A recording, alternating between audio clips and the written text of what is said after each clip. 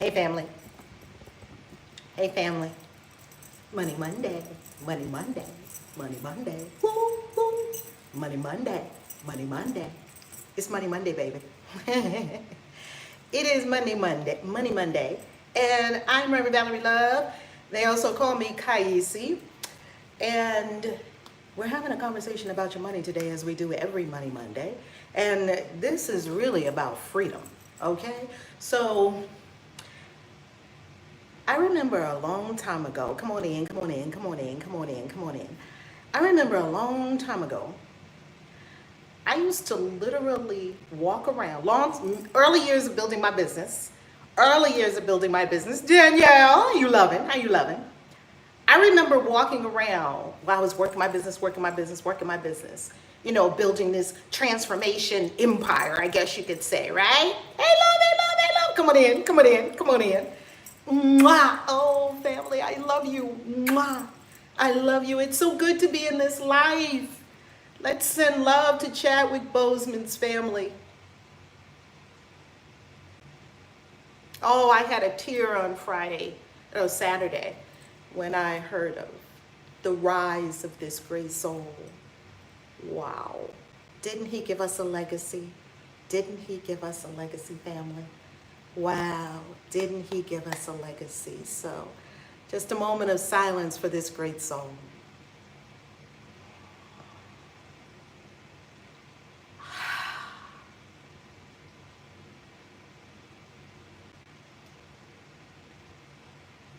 Life well lived. So I'm so thankful for his life. And I'm so thankful for the messages that he brought us. I'm so thankful for all he stood for on the big screen. I'm so thankful for Wakanda Forever. You know, we have Wakanda Forever from T'Challa.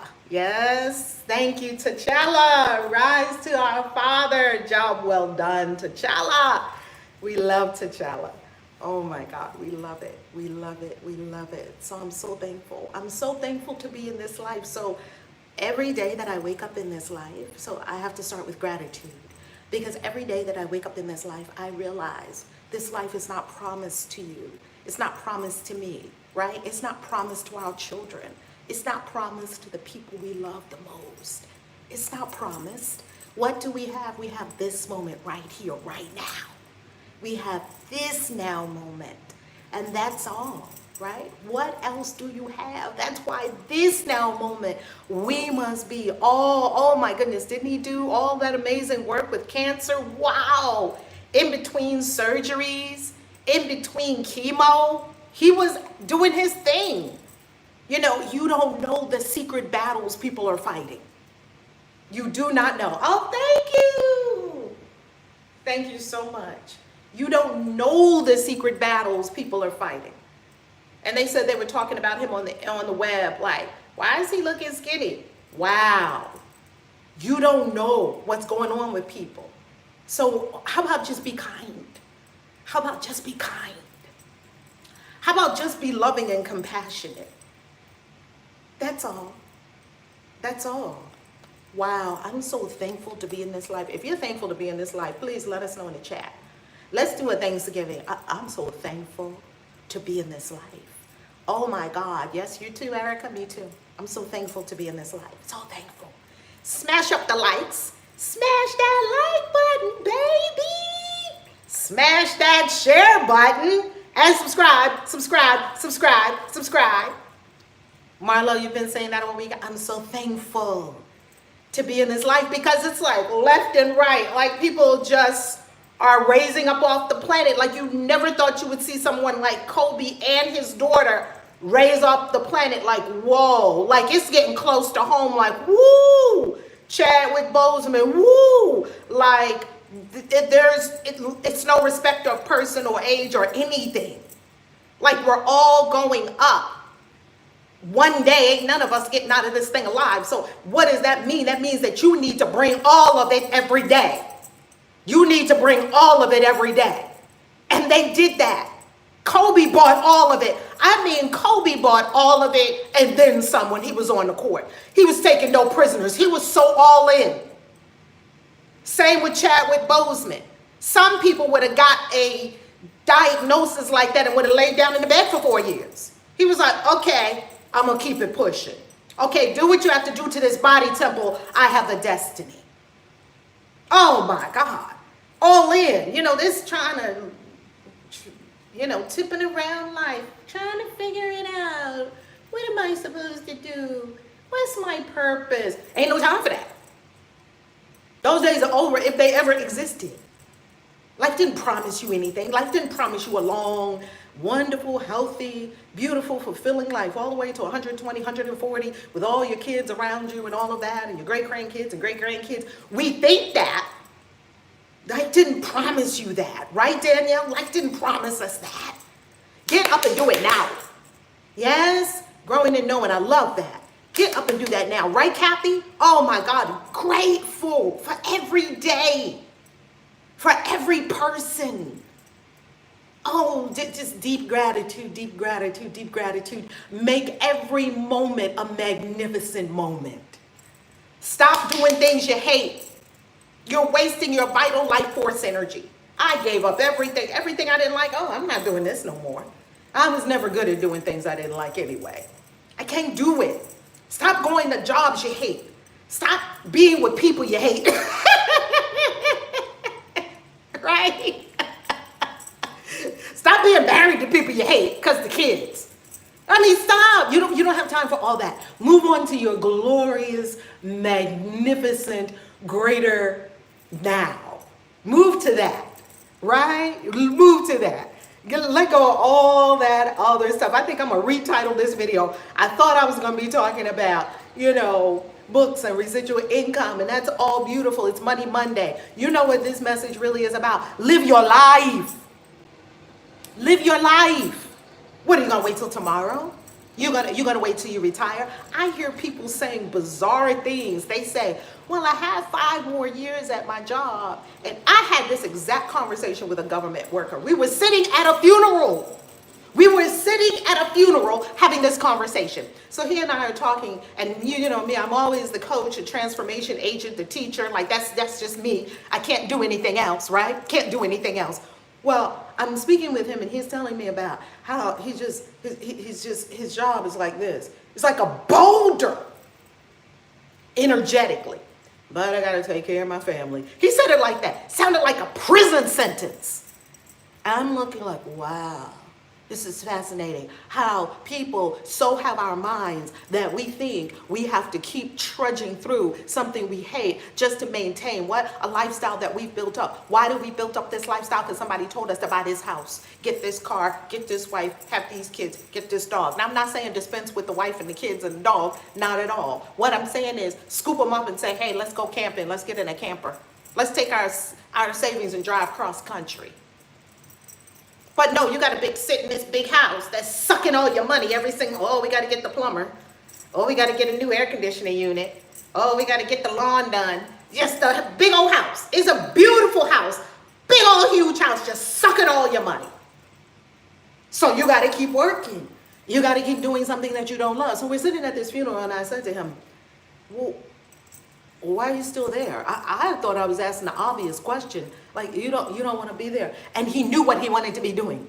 He knew that he wanted to be speaking. He knew that he wanted to be writing books. He knew that he wanted to be on his mission as Chadwick Boseman, as all of the greats who are no longer with us. Chadwick Boseman, Mother Moses, Kobe, as all of the great, James Brown. Man, I saw James Brown when I was little in New York City. Our parents used to carry us to the Harlem, to the theater. What's the name of the theater in Harlem? What's the name of the theater in Harlem? They used to take us there every single, not every week, because they didn't have amateur week every week. In the 60s growing up, we used to go to the Apollo Theater. Thank you, Holy Spirit. We used to go to the Apollo Theater in the 60s, and we used to watch James Brown. And I would be like, oh, Lord, is it over yet? Because every time this man goes down, please, please, please. I still remember James Brown. I used to say, God. But I was little. I was like 8, 9. I didn't know what I was watching. My parents was giving me a legacy.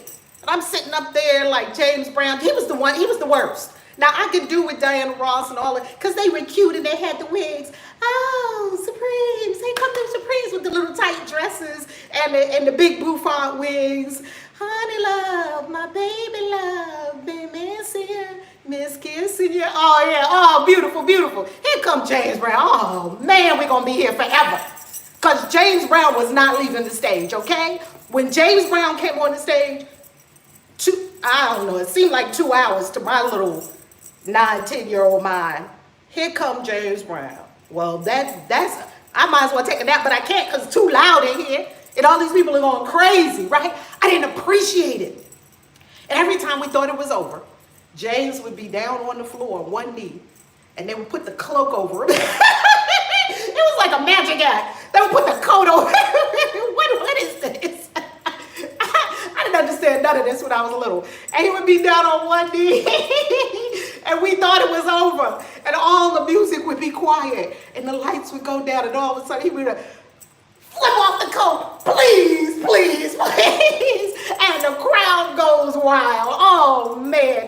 Them people, why do people in Harlem love James Brown? I don't know. But we love somebody that's giving you their all. We love it.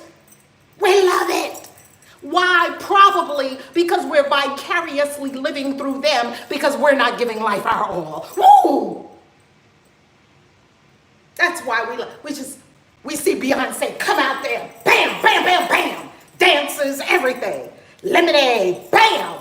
You'd be like, oh, we're so in awe. What are you in awe of? You're in awe of your own greatness that you have yet unlived, unpacked, deep within the cavern of your soul, hibernating. That's what you're looking at. But you're in awe of Beyonce. I'm not in awe of no man or woman. I'm in awe of God. And I'm in awe of this magnificent potential God put inside of me that is not me, not the personality, the soul. I'm in awe of all that a soul can achieve when you're working from the soul level. And stop being so little. Okay, so back to the conversation at the funeral, the homegoing. So I'm talking to him and he says, yeah, but I gotta stay. Why are you still there? You know, I want to help. It's clear this person's in pain. You know, I'm feeling compassion for him. You go there every day. You give them 10 hours of your life, an hour to drive there, 8 hours there, an hour to drive home. Pretty much 10 hours a day. Okay, let's call it 8. Okay, let's call it 7 if you don't do 10 hours a day. In the DMV, DC, Maryland, Virginia, where I lived for many years, government workers will work 10 hours a day to get Friday off. Monday through Thursday, they work 10 hours. So let's call it somewhere between 8 and 10 hours. Either there, getting ready to go there, or coming from there, or thinking about there. Do you know how much mental space this thing is taking up inside of people, something they don't love, but they really think they have to do it? Okay. So I said, so you don't want to leave? How about leave? Like now, like you could leave right now. Nah, I can't do that. How come? And this is a person that I really care about. I love him. I've known him for years. He's an incredible family man. He's an incredible person. He's an incredible being. I was like, you know, and I felt like we have the kind of relationship that I could just say the truth. Well, why don't you leave? He said, I got 5 years. 5 years for what? 5 years before I could retire with full benefits. And I was like, 5 years on your sentence? I never understood 5 years to retire. I don't understand 2 years to retirement. I don't understand 1 year to retirement because I could do them 5 years and drop dead the next day. I don't understand that. I don't know. Maybe I'm in a different camp. Hey, Estrella Luna, how you loving? I never had, I don't know how long I have not been employed. It has been so long, I cannot remember. I'm officially unemployable. Could you imagine me going for an interview? So what are your qualifications? What are your qualifications to ask me? What are my qualifications? Security. I wouldn't last in a job for 5 seconds. Okay, here's your desk. Desk? I have to sit here? Yeah, For how long? From 9 in the morning to 4 at night. Are you out of your mind? When do we all go walk in the park? We don't walk in the park. Well, why not?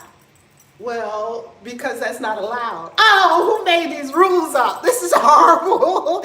And look, as I'm speaking to you, a direct deposit just getting in the bank account.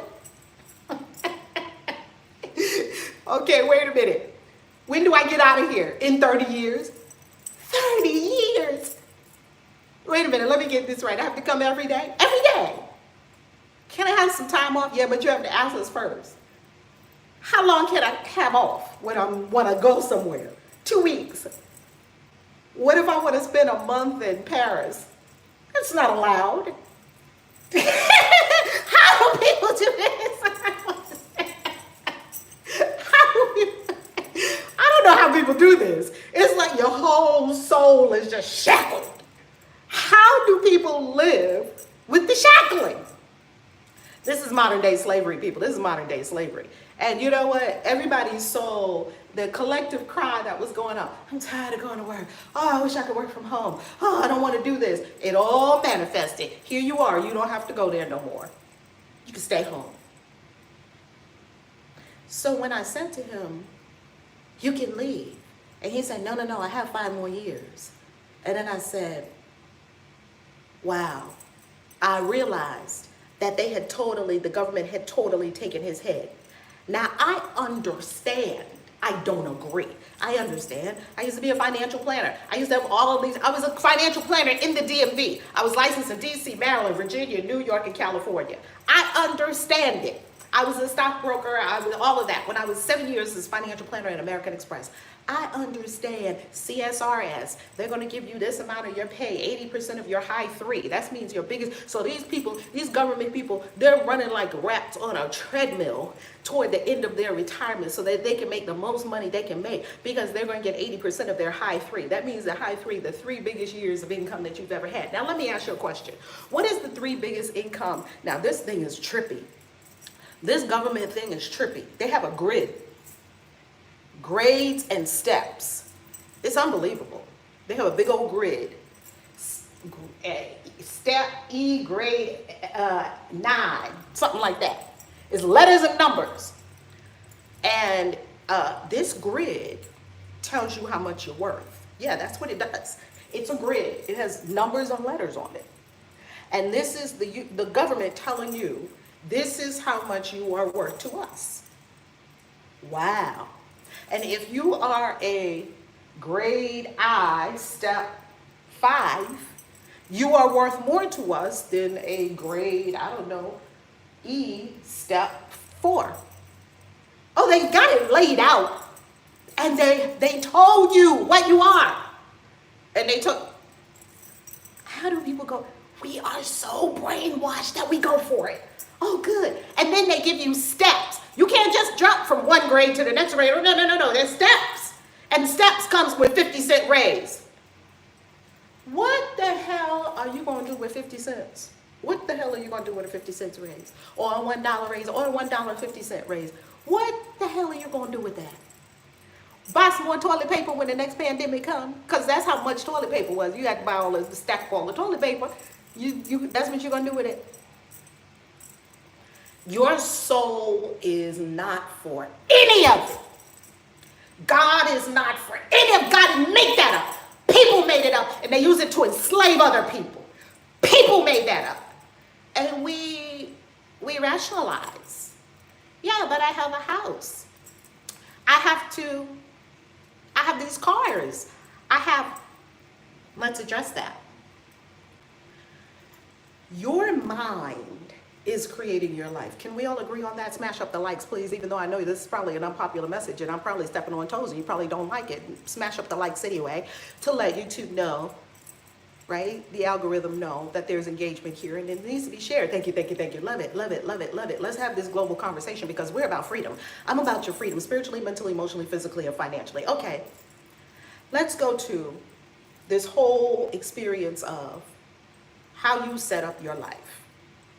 Now look around your life. I didn't get this before. I didn't get this. For a long time, I did not get this. What I'm about to say to you right now. Why did I keep setting up my life so that I suffered? Wait a minute. Why do I keep setting up my life such that I'm suffering? Okay, I'll give you an example. Okay, we got the kids. We live in an apartment, but we got to get a house. We got to get more space for the kids. Now, who told you that? Culture. That's a conditioning that you got to get a house. You don't have to have a house. You don't have to have an apartment. You don't have to have any of that. I'll tell you what that means in a moment. They're like, Reverend Val, you talking crazy now. You don't need a house. I'm going somewhere. Stay with me. We're going to freedom, baby. We're going to freedom. So here we're working, he's working, I'm working, we're running, right? He's working, I'm working. And then we perfect example. We had a business. It was a paper route back in Baltimore with the Baltimore Sun many years ago. It's probably like 30 years. I don't remember how many years ago. It was a long time ago. So we have this paper route, and this paper route pays thousands upon thousands of dollars. But you got to work around the clock, right? So we get the business because we have to pay for the house, because we have to have a house for the kids, because that's what they told us. Do you see how your mind sets this whole thing up? And then your mind gets you into a house that's somewhat expensive. Most people I know spend probably about 40 or 50% of their income on the house. Me, I spend most of that on me. But most people, and me included, I used to do it too, spend 40 to 50% of their income on the house. And this big roof over your head, now you have to maintain it. So what do you have to do? You have to go get enough money to not only cover the whole house, the electric, the gas, the water, the Wi-Fi, the cable, the Netflix, the lawn, the insurance, on and on and on and on. We got to cover all of that. For what? So we can keep all our stuff. Okay, we accumulate all this stuff in a big house, and now we got to run to keep it. Now let me ask you a question. If that's your life, who set that all up? You did. You set it all up in your mind. You see, when I was in this predicament, and I call it a predicament, and this is probably the predicament 80% of humanity is in. They're in some kind of setup that keeps them having to work. That means it keeps you suffering. I say, wait a minute. After a while, I realized, wait a second. Something is not right about this picture. Something is not right about this picture, and I must do something different. What did I do different? I changed my mind. That's the first radical thing you're going to do different. You're going to change your mind. You're going to be, do I need a job? Nope. Do I need a house? Nope. Do I need all this fucking stuff in the house? Nope. Does my soul need any of this? No. Now, of course, I'm not going to sleep on the curb and use the curb for a pillow. That's not an option. So then what is it, Spirit? And then your soul is going to give you the answer, not conditioning. You only think you need a house because everybody told you you need a house. But I assure you, your great-great-great-great-great-great-great-grandparents, they didn't have this issue because they built a house and it was paid for. But we have been conditioned to be on the treadmill. You've just been conditioned to be on the treadmill and stay on the treadmill, and your whole life is set up such that you got to keep on the treadmill. I opted out of that. I was like, okay, no, that's not going to work for me. That's not going to work for me. And what did I decide instead? Instead, I decided for freedom. I changed my mind first. That's how you get out of the treadmill. That's how you get out of the rat race. I used to have this workshop that I used to do all over the DMV, back maybe around 2006, 2007, somewhere around there. It was pre-web, it wasn't pre-web because the web was in existence. We just weren't all like on YouTube and social like we are now. So it This was way back in the day when I was doing a lot of workshops in person. And I used to do this workshop, get out of the rat race, 4 ways to fire your boss. I would go on the radio, talk about this. Radio was our big thing before we had the web, right? So I would go on the radio, I would talk about it on all the black stations, the gospel stations, all those stations in the DMV. And all these people would come flocking to these workshops that I used to do. Why? Because they were all shackled to their job. All I did was, yeah, I'm giving a free financial workshop. Get out of the rat race, 4 ways to fire your boss. People would flock. Why? Because everybody wanted to fire their boss. And I taught people about real estate. And I helped people do real estate investing. And I taught people about investing. And of course they came because I was a former financial planner. Of course they came.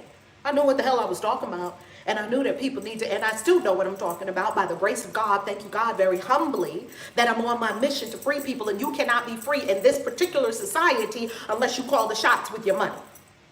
You cannot be free unless you call the shots with your money. And I'm sorry, a lot of y'all is living way below potential, way below potential, way below what the master put inside of you, way below what you yourself could express and achieve, way below what you know you are created for and born for, the greatness you're born for. And why?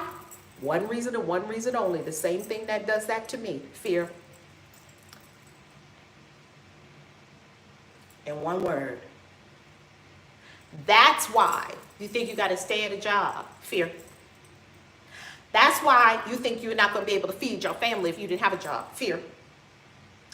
That's why you think you can't sell all your belongings and drive cross country, fear. Man, I do so many radical things, it's not even funny. Do you know how many houses I've gotten rid of? How many houses? Okay, this was a foreclosure. Okay, this was a, what do they call that? I forget, eviction, right? I forgot the word for it. What about, stuff? I just had so much stuff. I've just gotten rid of so much stuff over the years. Over the years, I quote unquote lost so much stuff. There's no such thing as loss. I lost so much stuff that no longer, I walk around like the other day I was walking in the closet and I was laughing because I was looking at the clothes and I was like, I give away all these clothes and start fresh. And I was thinking about all the times that I had just, Spirit had either ripped it from me, unceremoniously ripped it from me, or that I had given it away. And it was just teaching me not to have any attachments to stuff. Like all this stuff out here, what does it mean? It doesn't mean anything. These houses, these cars, what do they? It doesn't mean anything. A Course in Miracles says all the meaning that anything has for me, I have given to it. Your house only means what you think it means. Your house means all the meaning that your house holds for you, you gave it to the house. This house means security. This house means safety. This house means memories for me and the kids. This house means, so much love. Well, you made all that shit up. And you want to know that you made it up. I hope I'm stepping on your toes today. You made that shit up. No house means security. No house means safety. No house means memories. Trust me, if you have a house or don't have a house, do you still have memories? Of course you have memories. And with or without a house, don't you still have good memories? Of course you do. Like all this stuff that humanity is struggling with now, this could be over like this. It could be over in a second. Just decide that I'm living for the soul, not for the body. I'm living for the soul. That's what Chadwick Boseman did. He lived for the soul. And he gave us great work. He wasn't living for the body. He wasn't trying to make the body comfortable. He was going beyond even what he probably even thought was his own potential as a human being, because he was tapped into something greater and bigger and higher. And he left a magnificent legacy. Do you see this? No one makes a legacy by working at the government for 35 damn years. We don't even remember your name. What's the person? We at the funeral eating chicken. What's her name again? That's Ella Johnson. Miss Johnson. Oh, she was so sweet. They eat the chicken. They go home. They don't think any more about you and your life. Because you didn't stir up the pot while you was here. You didn't step into your magnificence. You didn't decide to be great. To go far beyond the body, to live for the soul and to see where the soul magnificence would take you. That you would create art, like my son, just creating art, whether people pay him or not. He's on the soul mission. You see, like Kobe dribbling. He had that ball in his hand, a master with that. I can't do what Kobe did. That's not my soul calling. Right? I can't do that. You see, all of the greats, James Brown down on the floor and then flip the thing up and come up, the performer like you never saw before. The crowd would go wild. When I tell you the crowd at the Apollo Theater would go wild, you would think the roof, they'd blow the roof off of that sucker over James Brown. Sensation. Look, I think Elvis got stuff from James Brown. I don't even know the timeline on that. But I'm sure that Elvis probably got some stuff. Or if he didn't get some stuff from James Brown, who was the one right before James Brown that did all that dancing? And, oh my goodness, also a black man that did all this incredible dancing even before James Brown. James Brown also got it from somewhere. What I'm saying is, this is a legacy. When you say James Brown, it means something. James Brown. Oh my God, the memories I have of James Brown. Right? Jackie Wilson, that was it. Yes, we got some OGs in the house, some original gangsters. Come on now. That's it, Jackie Wilson, right? So when you, even Elvis, man, what did Elvis do? Elvis killed it before he left out of here. What did Michael Jackson do? King of Pop. King of Pop. What did Michael Jackson do? Oh my goodness. Oh my God. Undisputable. What did Prince do? When Prince left here, they turned the Empire State Building purple. They turned the Eiffel Tower purple. They purple without thinking about Prince. He owns a color. The man owns a color. That's your soul legacy. That's living for your soul. But you want to be ordinary. Cab Calloway. Addy, addy, addy, He lives on. Baby, they all live on, baby. Ain't no such thing as death. They all living on. How is it that we're speaking their names and we're calling forth their energy? Ooh, I got the God bumps right now. Cab Calloway, James Brown, Boseman, all of them in this room with us right here, right now, baby. They dropped their form, nothing more. More powerful than ever in spirit realms. Oh, my God. Because see, when you live your legacy, when you live for the soul, you're not living for your little self and your little house and your little kids and your 2.5 kids and your dog and your cat and your fence. You're so much bigger than that. That's a story they fed you to keep you in the matrix and keep you comfy. And guess what? Humans crave comfortable. They just want to be comfy and cozy. Don't you notice that every time you get yourself comfy and cozy, life comes and does like this, click, and upsets your whole apple cart? I had it just the way I wanted it, right? Because life is not about you having it just the way you want it. Life is about you stretching and growing and going for that magnificence that is your soul and climbing your Mount Everest. I'm not talking about working all the time. It's not about working all the time. Life is about magnificence. In every moment, in this moment, this now moment, about your magnificence, about your destiny. Oh, God. I'm so thankful to be in this life. Because as long as I'm in this life, I am giving this life everything I have. Not 90%. Some of you are 90%ers. I'm almost all in. Sound. Shut up. Make a decision. Meditate some more. Because 90% is not going to get you there. Well, I'm halfway there. I kind of halfway do it. Ha!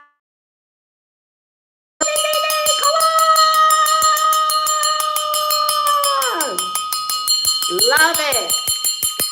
Love it, love it, love it, love it. That's a good question. Leaving a mark, is that for the ego? That's a great question.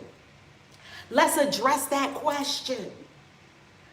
I'm living for the soul. I'm not living to leave a mark. It just so happens that you leave a mark when you live from the soul. Ah!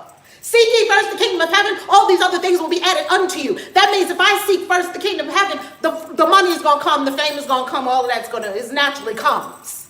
That's not what I'm seeking. That's not my goal. Leave a legacy, leave a mark. I don't care about legacy. That is of the ego. What I'm saying is that if you live your soul magnificence and you follow your soul like Harriet Tubman, your soul is going to have you do something great because the greatness is in you and people are going to talk about it. Harriet Tubman, was she looking for fame? Was she looking to be in the history books? Or was Harriet Tubman looking to get free? Mother Moses got herself free. Do you think she was thinking about a legacy? She was not. She was trying to get free. She got all the way free. It was like, whew, I got to get my family. I got to get my family. Snuck back. And God told her she had a dream. And she was free already, family. She didn't have to do it. She said, I had a dream. And God told me where to go, what to do, how to do it, and that I would never get caught. They would never touch me. Ha! Come on. I know that's right. Come on.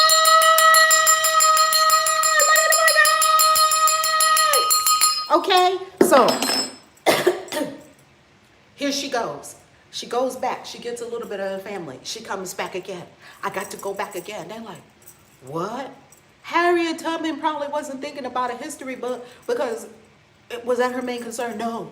She was so into, no, they got to be free. Went back and got some more and bought them here. Went back and got some more and bought them here. The dogs were after her. She evaded the dogs. The militia was after, everybody was after this woman.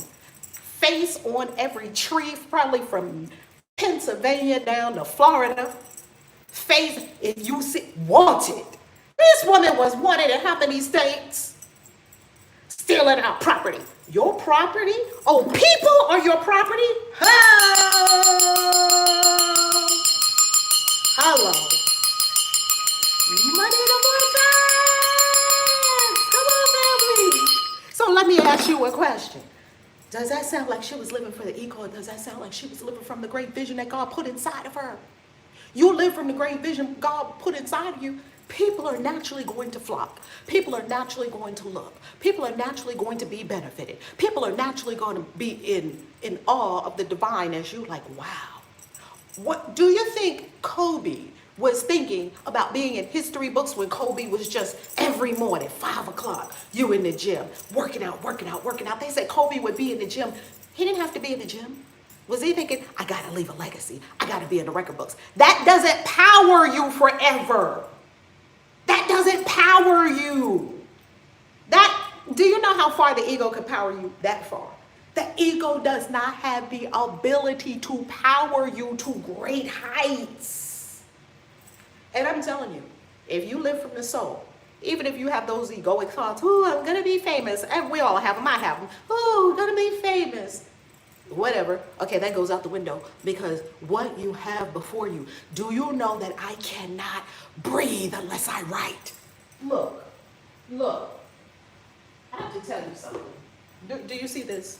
Do you see this? Do you see all these words? I have written 1,000,000 words. I can't breathe unless I write. I can't breathe unless I speak. I can't do it. I cannot breathe without bringing the word. Do you understand that my soul destiny is my very breath? And it just so happens people buy the books, they give the books 5 stars, they buy more books, they buy more books, they buy more books, they come, they fly, they talk about it, they write about it, they come, they buy programs, they buy more. Millions of people have viewed these videos on YouTube. Do you think I set out for that? I didn't even know that was a possibility. God got me on YouTube by very clever means. God got me on YouTube. Now, I would have never seen this coming. God, that's my soul. Your soul knows so much more than you. It's not even funny. Just follow your soul. Your conscious mind won't know what's happening most of the time. Okay, so the Black Moses, she's doing this. She's saving people. She's freeing people. She's freeing people. And after a while, she passes off the planet. We're all talking about her like, oh, that's so amazing. Why? Because most of the people were still sitting on the plantation, too afraid to bust a move. They're mine. The new slavery is mind slavery. They ain't got to shackle you no more. They got your head. They have your head. They don't need to shackle your body because your mind will shackle your body for them. They have your head. You ain't gonna get me at no job. You ain't gonna get me to do nothing that my soul didn't tell me to do. My soul, did you tell me to do that? No. Oh, then I'm not doing it. So my soul told me to travel the world. My soul told me China. I went to China. Hong Kong. My soul told me Dubai. My soul told me Bali. My soul told me Hawaii. My soul told me Jamaica. My soul told me all of it, all of it, all of it, all of it. There's no limit to your soul. And every time my soul said it, I said yes. That's the whole job. That's your whole job. Your soul say it, you say yes. That's the whole job. There ain't nothing else. You're not living here for your children. I'm going to end with this. Boo, you are not here for your children. You're not here for your grandchildren. I got children. I have beautiful children that I adore. I got grandchildren, beautiful grandchildren that I adore. I understand that they have their soul destiny, I have mine. I'm not here for them. You're not here for your boo, trying to help your boo get ahead, trying to help your boo do their thing, trying to help your boo do it. What about you? You're not here for your boo. Your boo is not here for you. So if nobody helps you, nobody comes along and supports you, so what? Do it anyway. Your soul is calling. By the way, I'm going to put a pretty bow on it with this. Come with us to Sedona, and you're going to get this, baby. And it's up now. We will be in Sedona December 1st to the 5th, baby. We will be in Sedona December 1st to the 5th, baby. Woo! Jesus! Thank you, Lord. I got the download. I've been sitting and being still with all these things that are going on the planet, and being in prayer, and being in my laboratorium, and being in meditation, and being open. And being still, because we're not going nowhere until God said it. Yesterday, God said it. Okay. Boom. It's up. Go to christianwitches.com right now, and you are going to see the Mystery School in Sedona, December 1st to the 5th. Join us if you like. I love you. Much love to the family of Chadwick Boseman, and the family of Kobe, and the family of all of our risen saints whom we love. All of our risen saints whom we love. God bless you. Have a beautiful day. A beautiful day. KAISI out. Peace.